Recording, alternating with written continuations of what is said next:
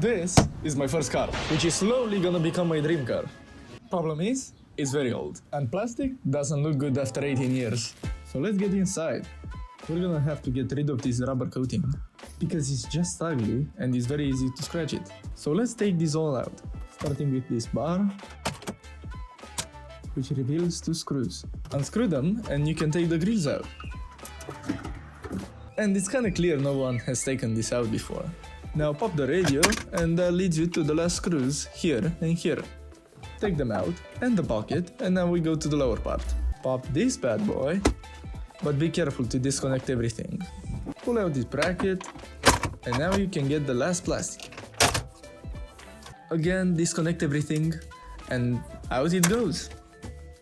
Now the last thing we need to get out is the climate control panel. So pull it out, and to remove it you need to pop this. And there we go. Got everything out. And it's time to remove this rubber coating. So I started with these rubber heads. This worked for like 2 minutes, then started to smell like burnt rubber, so don't recommend it. Then I got a normal brush. Also, as you can see, I have no idea what I'm doing, so this also got messed up. And finally, got to the soft metal brush and got to working.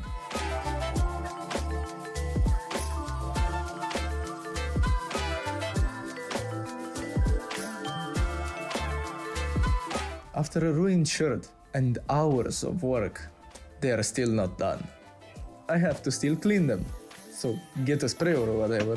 And I did miss some spots, so I also brushed again. On every single one. Washed the foam with my hose, and I left them to dry. But until they do, car is still dirty. So take as much as you can out.